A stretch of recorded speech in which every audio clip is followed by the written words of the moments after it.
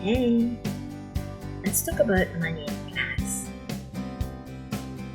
Money and class are one of the key pillars of How to Ruin Christmas. In fact, season 2 arguably centered money even more than season 1.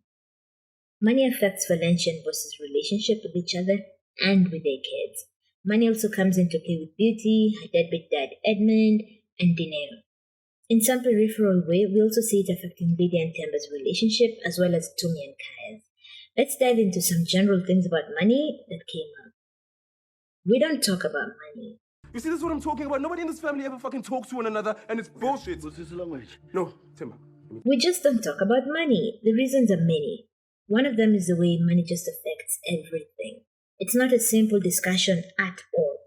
Our sense of self, worth, value are tied into it. The dynamics of our relationships are so wholly influenced by it, whether it's with parents, partners, friends, or even random strangers. People are more likely to listen to you if you have money. You're more likely to have a voice, even power, in a relationship if you have money. It's not a simple discussion at all. One reason why I hate talking about money in my relationships is that I hate all this power it has, and how powerless I in effect end up feeling as someone who doesn't have any of it. I hate feeling powerless and out of control of my life. And talking about money just reminds me how much that is the case. So like a coward, I just refuse to talk about it in my relationships. Lucy doesn't tell Valencia about his/their financial troubles, and it's linked to the fact that his value is linked to his wealth. And so not having money leaves him feeling ashamed and even afraid that Valencia will feel the same way and leave him. They don't tell their children about their financial woes, choosing instead to play them in order to get them to contribute to the funeral. They don't want how their children look at them as rich, successful people to change. They certainly don't want other people to see them like this. Their entire sense of self is tied to their financial success. And if they don't have that, who even are they? Having your sense of self defined by money is certainly worse for men than it is for women. Men have to be the providers or whatever. In all the relationships in this show, the men have most, if not all the money. Bosse and Valencia, Beauty and Spoon, Lydia and Temba, even Tumi and Kaya. Capitalist society really does a number on us. We define ourselves almost entirely based on our bank balance, and for too many of us, it will never be enough to make us feel worthy. So we go through life never celebrating our humanity and that of others. It's just bank balance or bust, and it's the worst. We have to start chatting a different path, start valuing each other simply on the basis of the kind of person someone is. Their values, how they treat people, what kind of world they dream of. These have to be the kinds of things we use to determine the kind of person someone is, not something as arbitrary as their bank balance. One person on Twitter said they no longer congratulate and celebrate the neoliberal achievements of their friends, and that doing so/not doing so has improved his relationships, led to deeper conversations, etc. It's ridiculously hard, the undertaking of a lifetime maybe, but that's where we have to start in order to divorce our sense of self from these neoliberal achievements. We have to stop taking pride in these extrinsic markers of success in our lives and in other people's lives. As hard as it is, we have to start incorporating this thinking into our lives. The revolution starts small. It starts with each of us incorporating life-affirming values into our daily lives. The only non-corrupt politician. So Dad, I was okay. Oh man, okay. I'm traumatized. I can never unsee that. I'm sure, definitely. Nobody ever teach you how to knock. I'm so sorry, Dad. It's just I got so excited because I think I fixed your financial issues. You what? Okay, turn around, Westbrook. So as I was saying before, I was running through the books and I realized Baba hasn't been paying his taxes. Well, we don't pay taxes. We're ministers. The taxes pay us. Yeah, but what about before you were in Parliament? Yeah, so he hasn't been paying his taxes for a while, and it's shocking. So what does that mean? Well, I mean, it's not as horrible as we thought. I mean, you're not a corrupt politician. Just pay back the money and everything will be sorted. The makers of How to Ruin Christmas have a hitherto unseen commitment to gaslighting us. Vusi, a stinking rich politician, we're assured, is not corrupt. How stupid do we look? How gullible? First, nobody gets that rich from good old public service. Second, governments are corrupt. They just are. There's no way to tangle with all those other corrupt people at the level that Vusi is without being implicated, no matter how good he is. Let's suspend disbelief for a moment and imagine that Vusi could be a different kind of politician, a Jeremy Corbyn or Bernie Sanders type. For that to be true, we'd have to know his politics, and he'd have to be facing great opposition from the ruling party elements. He doesn't. He's in with the ruling party, plus we know nothing about his politics enough to convince us he's some kind of different one. He may be kind of stupid and self-absorbed, even funny, but that doesn't mean he can't be corrupt. Plus, anyone comfortable living like he is, in a country with so much inequality, is not a good person or an innocent one. They're just not. Hiring out an entire luxury hotel for a wedding, owning a huge vacation house you use once or twice a year, living in huge mansions, driving luxury cars, nah bruh. Good people don't do that while living in a country with people struggling to put food on their plates. They certainly don't live like that from funds siphoned from the public coffers. The taxpayers struggle to eke out a living while you and your filthy rich friends who can't make policies to change their lives instead focus on living your best lives now. Good people don't do that.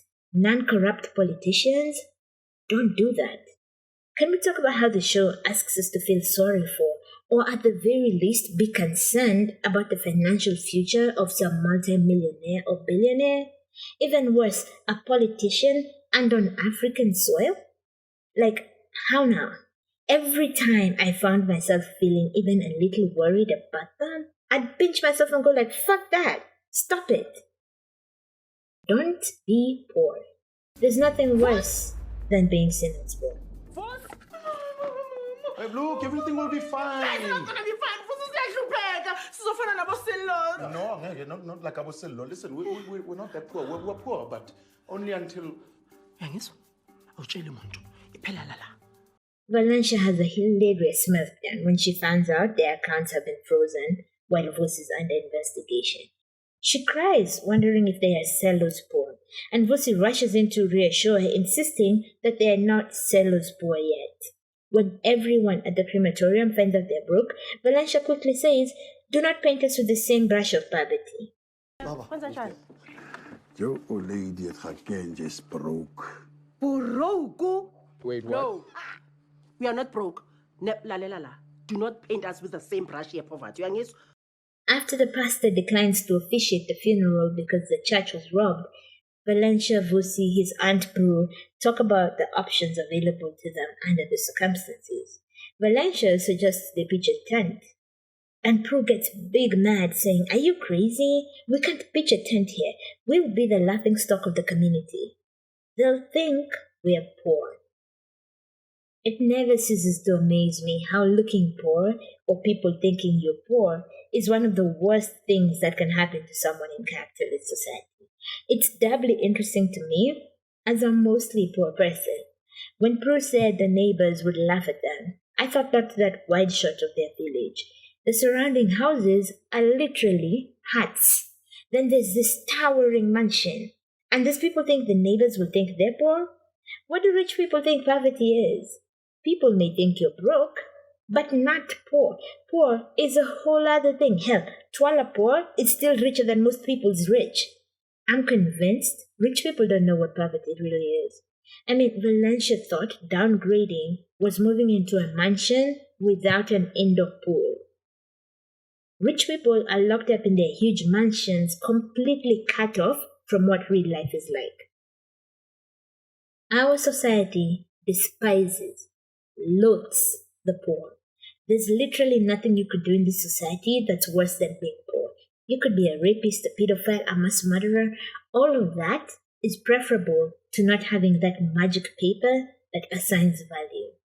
In his book Evicted, Matthew Desmond talks about how, in order for things to change, the poor and oppressed would have to organize together, which requires the poor to see themselves like that, as poor and oppressed. And he found that they couldn't do that. Poor people are not willing to identify themselves as poor. Seeing yourself as poor is a whole other hurdle to leap over. In fact, he adds, no one thinks the poor are more undeserving than the poor themselves. We miss no chance to remind the poor how completely irrelevant, worthless, and burdensome they are. It's no wonder no one wants to be associated with them, even peripherally, or even worse, be counted among their numbers. This isn't to say I didn't find it funny. Hell, I laughed as Valencia made every effort to distance herself and her family from the poverty brush. Meanwhile, the whole time I'm thinking, that's me. It's me I'm laughing at. It's me and people like me who are being hilariously rejected in that scene. And I still laughed. In fact, my favorite Valencia scenes are the ones where she's asserting her class dominance. I can't watch that peasant scene from season 1 without laughing my entire ass off.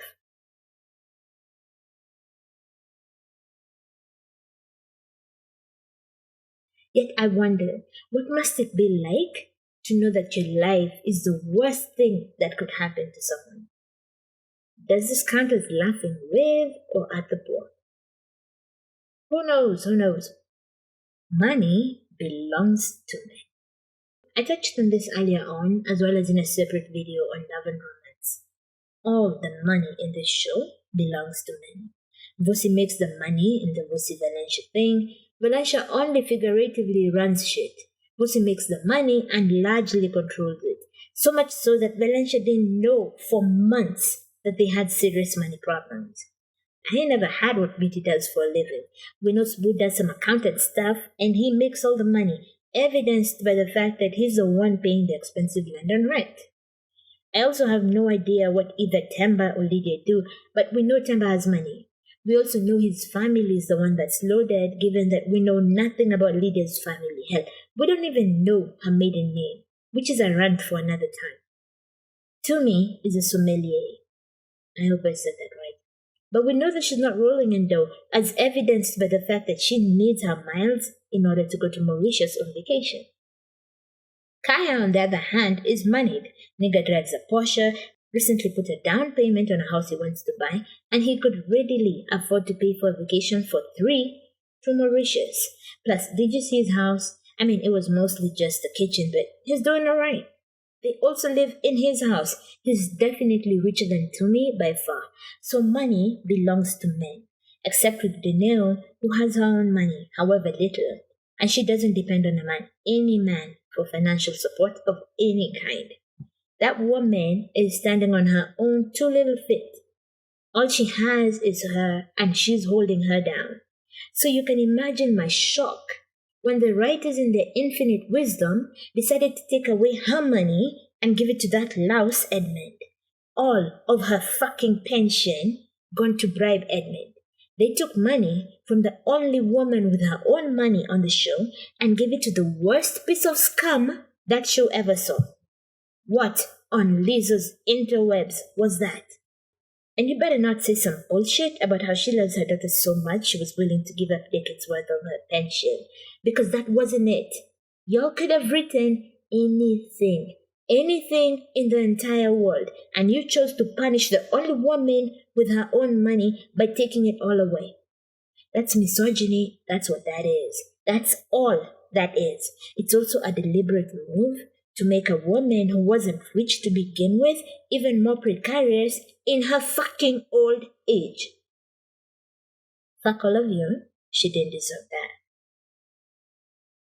Marrying up. All the women in this show sort of marry or date up. We're talking about Valencia, Lydia, Beauty, and even Tumi temporarily. We are inundated with romantic stories in which women marry rich men and live happily ever after. All your Mills and Bourne, Hallmarks, and Netflix originals follow that formula. There are a lot of issues to discuss with these arrangements for me. I, for one, think rich men are a red flag. The power imbalance between men and women in patriarchal society is already so difficult to get past. Then you want to add a further dimension of imbalance by giving that man money and by extension more power? Yeah, no thanks. Wouldn't touch a nigger like that with a long stick. Second, and this is the one I want to focus on, how are these women not just livid all the time? How do they just adjust into this life of excess with nary a qualm?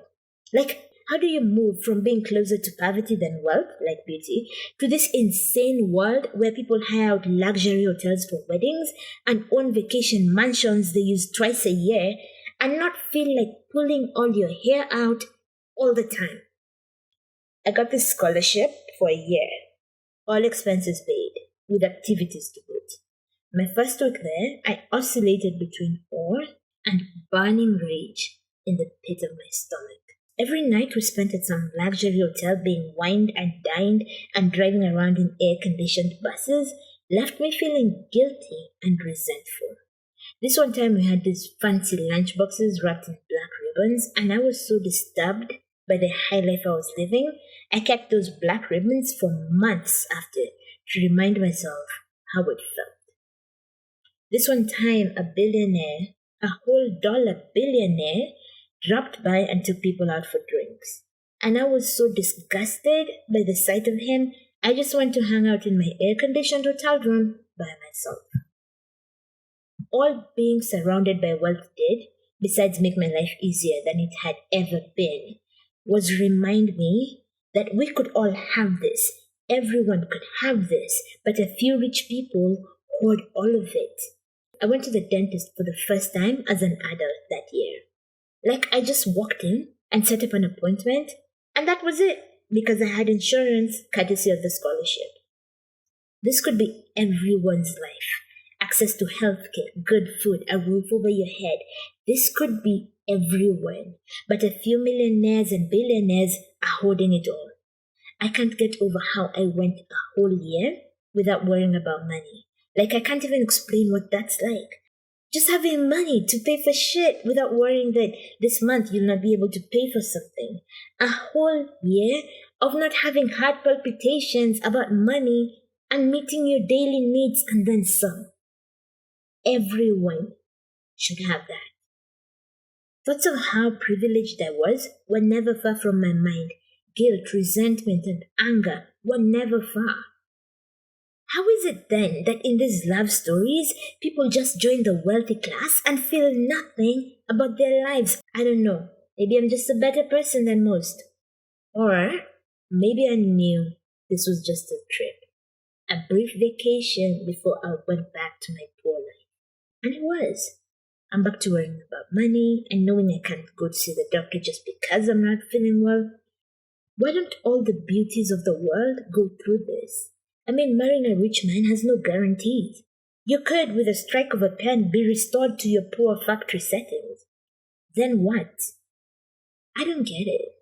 Rich people piss me off. And not because I want to be them, but because they have no interest whatsoever in making this a more just and equitable place. Their commitment, if any, is to the protection of the capitalist system from which they have benefited. We're fighting for our lives, fighting to usher in a humane way of living, and you all just want to protect the system that worked for you. So I hate them. They are my enemies. Anyone whose interest is in the preservation of this inhumane, this wicked system that destroys our humanity and ensures people just endure miserable lives until they die is my enemy, and I have no qualms about identifying them as such. So I could never get with a rich person who's living their best life in this hellish place we call Earth. Like, how are you just okay living a life of excess while people die of hunger, sleep in the streets, and are caged in ever-crowded, ever-increasing prisons? Talking about how you worked hard for the shit you have, hiring out hotels, and owning vacation homes you use twice a year. I ain't never fucking with you. Never. Thanks for stopping by. Until next time, remember who you are. Love life, love people, and stay loyal. Bye.